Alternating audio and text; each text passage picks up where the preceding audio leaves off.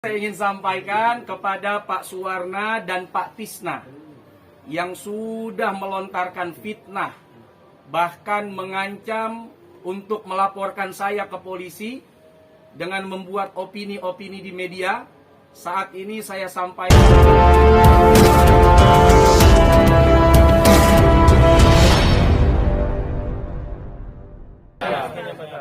gimana? Ustadz, yang lagi ramai mungkin klarifikasinya seperti apa ini? Yang lagi ramai itu COVID. Emang ada lagi yang lebih ramai? Itu yang mau dilaporin, yang di Garut. Ya, pertama-tama saya berterima kasih nih sama teman-teman wartawan yang sudah ikut mengapresiasi. Karena selama ini memang saya diam bukan berarti salah, tapi saya coba memahami dengan saya bersabar. Toh itu saudara saya juga, toh mereka juga bukan orang lain lah boleh dibilang.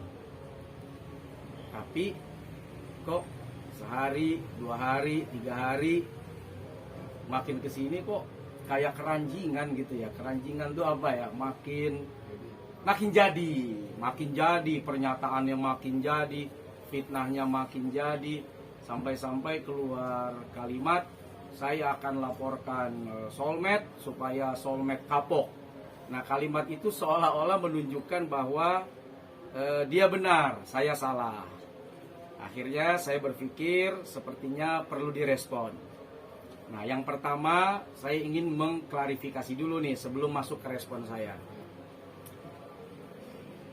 Tanggalnya nanti kita bisa cek tanggal berapa, tapi panitia saat mengundang saya, lengkap bukti WhatsApp-nya, lengkap bukti tulisannya, bagaimana Pak Suwarna yang mengatasnamakan panitia itu mengundang saya di Pangalengan, Bandung, Cisewu, Pangalengan, Bandung. Kenapa saya ambil? Karena tanggal 25 saya di Pangalengan, 26 siang saya di Pangalengan. Jadi ketika dia minta malam di Pangalengan, saya iakan. Karena besok pagi saya harus ada syuting jam 8. Jadi kalau keluar dari situ rasanya berat, karena saya perlu istirahat. Perjalanan dari Pangalengan saja ke Jakarta itu bisa sampai 5 jam. Nah, ternyata jam 3 setelah saya selesai acara di Pangalengan siang itu ya, selesai jam 3 masuk asar. Nah, saat ngobrol dengan panitia di Pangalengan, datanglah panitia Cisewu bersama Ustadz Suwarna. Ya, bersama Pak Suwarna datang. Pak Kiai, kita berangkat sekarang. Hah? Berangkat sekarang kemana? Loh, ini acara jauh 2 jam ke Garut. Innalillahi. Bukannya di Pangalengan malam ini? Saya kaget dong. Loh, bukan. Ini di Garut. Jadi Cisewu itu bukan Pangalengan, bukan Garut. Lah ini undangannya. Lah nggak tahu. Saling menyalahkan. Akhirnya saya sampaikan kepada panitia, berangkatlah kalian dulu. Kasih saya berpikir. Insya Allah ba'da maghrib akan ada keputusan. Akhirnya mereka berangkat, kurang lebih asar itu duluan. Nah, saya di satu tempat gitu ya di losmen lah boleh dibilang. Saya tempat istirahat itu malam, saya ngobrol diskusi sama teman-teman gimana itu. Nah, tapi jawaban Ustadz Hasan saat itu, pulang aja Kiai, karena sudah di luar konteks perjanjian. Bukan Pangalengan tapi Garut Cisewu, 2 jam kurang lebih dari Pangalengan. Nah, saya berpikir, merenung lagi, tapi kasihan saat ini jamaah mungkin sudah kumpul, sudah ramai. Sudahlah kita berangkat. Walaupun saya harus berhitung besok sampai Jakarta itu jam berapa. Qadarullah, ini takdirnya Allah ini. Tiba-tiba begitu saya sampai di Talango atau apa gitu namanya ya. Saya coba cek ya.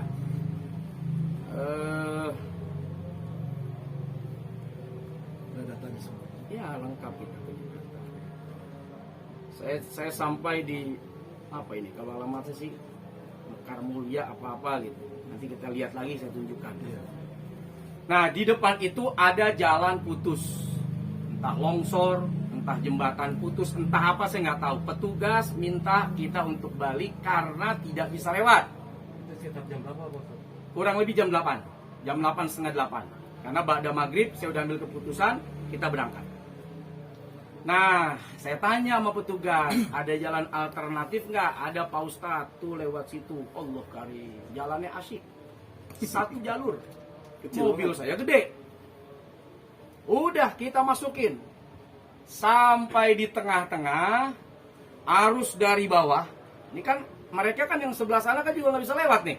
Lewatnya dari situ juga. Itu sudah terlalu padat.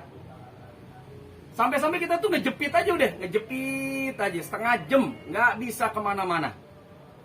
Sampai akhirnya datanglah petugas yang mengatur. Udah pulang aja Pak Ustadz, susah lewat. Kenapa? Karena panjang betul di bawah. Pertanyaannya, mau ditabrakin tuh mobil di depan kita? Kan nggak mungkin. Di depan longsor, cari alternatif udah nggak bisa lewat. Petugas yang suruh balik. Kita puter akhirnya.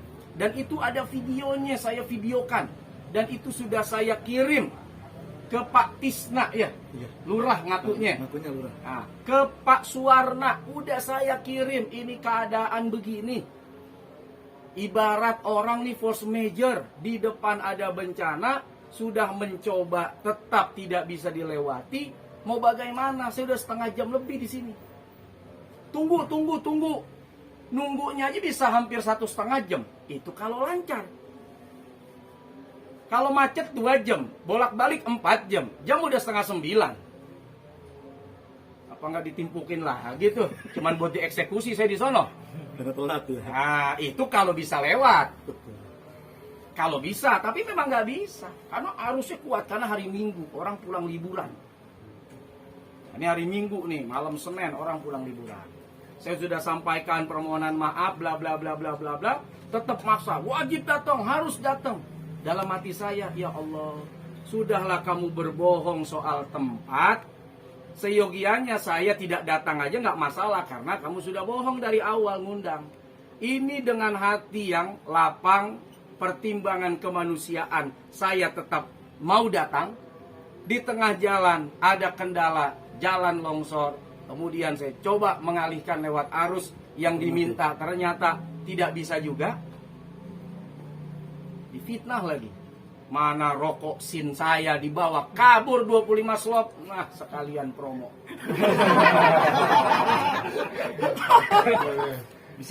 Bisa kan? Iya dong, kan faktanya emang rokok sin saya dibawa kabur 25 slop. Nggak dibayar sampai gini hari. Itu saya rela loh. Saya istilah sudahlah manusia ada khilafnya. Saya nggak pernah utak-utik ya. Mobil saya sampai lecet tuh. Atasnya udah kena penghalang tuh. Udah, saya nggak ada cerita. ABCD saya telan sendiri tuh persoalan. Tahu-tahu kok asik gitu ya, fitnahin orang, dan bikin berita, bikin fitnah. Terus pakai bilang harus dilaporkan ke polisi karena sudah keterlaluan segala macam. Nah, dari situ saya mulai istikharah. Dulu waktu ada ayah saya selalu bilang, jangan biarkan orang berbuat begitu kepada kita. Jangan, kata ayah. Nah, ayah udah meninggal nih. Ayah saya udah nggak ada. Sekarang waktunya saya menentukan pilihan sendiri. Nah, setelah saya melihat berita kok didiemin, makin keterlaluan gitu ya. Seolah-olah orang yang sabar, orang yang diem dianggap salah. Sampai keluar statement, wah akan melaporkan ke polisi, ke Polda segala macam biar soulmate kapok. Saya bacanya tuh kayak orang, Masya Allah. Dia nggak sadar apa ya, kalau dia ngundangnya ke Pangalengan, Bandung, tapi dia larikan saya ke Garut. Maka inilah pernyataan saya sekarang. Setelah tadi nih kita lihat ya fakta sekaligus informasi yang saya miliki soal latar belakang. Kemudian saya sudah sampaikan soal kenapa tidak sampai ke lokasi karena ada bencana, ada musibah. Nah, kemudian kenapa saya harus ambil sikap hari ini? Saya hanya ingin menyampaikan kepada Pak Suwarna dan Pak Tisna. Berhari-hari saya perhatikan berita Anda ingin melaporkan saya ke polisi. Maka dalam waktu 2 kali 24 jam, kalau Anda tidak laporkan saya ke polisi, Anda yang saya laporkan. Statement unik ini. Iya. rokok sih. Emang kalau merokok sih rada unik. Jadi sekali lagi saya ingin sampaikan kepada Pak Suwarna dan Pak Tisna yang sudah melontarkan fitnah, bahkan mengancam untuk melaporkan saya ke polisi dengan membuat opini-opini di media. Saat ini saya sampaikan kepada saudara Suwarna dan saudara Tisna 2 kali 24 jam. Kalau saudara tidak melaporkan saya ke polisi, maka saudara berdua yang akan saya laporkan. Dan kalau saudara melaporkan saya, tetap saya laporkan balik. Gak ada pilihan. Gak ada pilihan. Anda mau laporkan, saya laporkan balik. Anda tidak melapor, saya laporkan juga. Dalam jangka waktu 2 kali 24 2 kali 24 jam. 2 hari ke depan lah. Jadi kalau berita ini keluar hari Jumat, hari Minggu, mungkin Senin dia punya waktu melapor saya. Selasa saya ke Polda Jabar. Insya Allah.